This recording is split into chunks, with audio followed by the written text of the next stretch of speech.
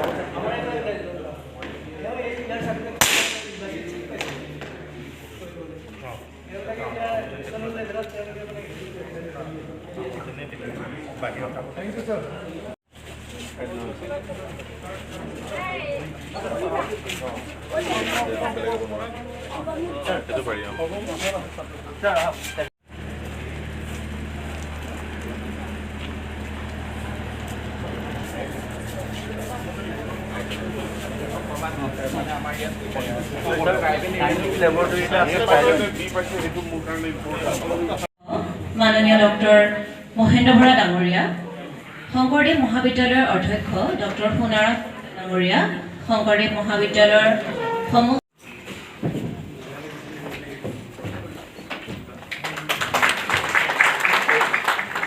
ভাগৱতী ডাঙৰীয়াই, শিক্ষামন্ত্ৰী, আমি শংকৰদেৱ মহাবিদ্যালয়ৰ ছাত্ৰ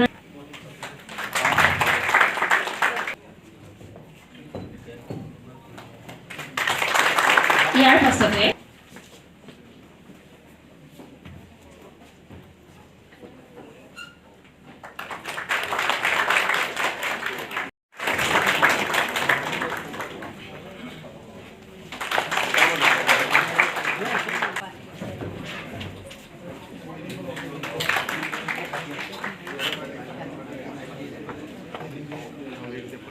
শ্ৰীযুত তথা ডাক্তৰ ৰণোজ পেগুদেৱে আমি মহাবিদ্যালয়ৰ সমূহ পৰিয়ালবৰ্গৰ হৈ তেখেতক আন্তৰিক ধন্যবাদ জনাইছোঁ।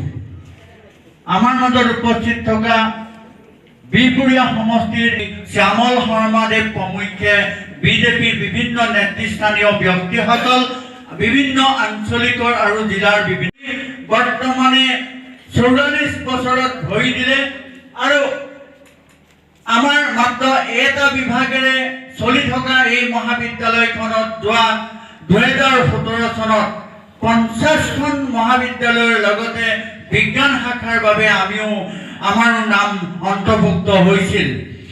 আৰু আজি আমি আমাৰ মাজত আমাৰ শিক্ষামন্ত্ৰী মহোদয়ক লগ পাই আমি অতিকে আনন্দিত।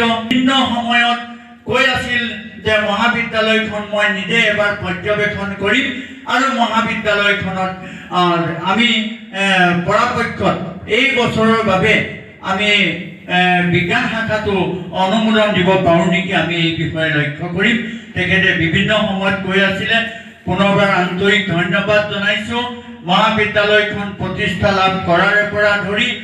আৰু বৰ্তমানে আমাৰ এই মহাবিদ্যালয়ত প্ৰায় 700 ছাত্ৰ ছাত্ৰীয়ে নামভৰ্তি কৰিছে। ইয়াৰ উপৰিও আমাৰ KKSU Krishnakanta Handique state open ইউনিভাৰ্চিটিৰ পৰিৱেশ সকলো মহাবিদ্যালয়ৰ এনেকুৱা ইয়াত ফেব্ৰুৱাৰী মাহ সেইটো অলপ শুকান, সেইকাৰণে অকণমান ইমান ভাল লগা নাই। কিন্তু যেতিয়াই বসন্ত আহিব মই ভাবোঁ পৰিৱেশটো আৰু জাতিষ্কাৰ হৈ উঠিব। আপোনালোকৰ মহাবিদ্যালয়ত এটা শ্বুটিং ৰেঞ্জ আছে শুনিছিলোঁ, আজি সেইটো প্ৰত্যক্ষ কৰিলোঁ আৰু সেইটো মই প্ৰশংসা কৰিছোঁ।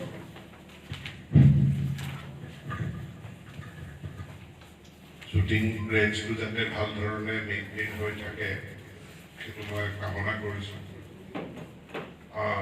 বৰ্তমান NEP-ৰ অধীনত যি শিক্ষা ব্যৱস্থা, ইয়াত বহুখিনি কথা কোৱা হৈছে, কিন্তু গুৰুত্বপূৰ্ণ দুটা কথা। এটা হ'ল holistic education, holistic growth of a person. এতিয়া হলিষ্টিক বুলি কওঁ মানে সৰ্ব দিশ সামৰি, সকলো দিশ সামৰা। অসমীয়াত শব্দটো সমুৎকৰ্ষ, হলিষ্টিক, সকলো দিশ সামৰি।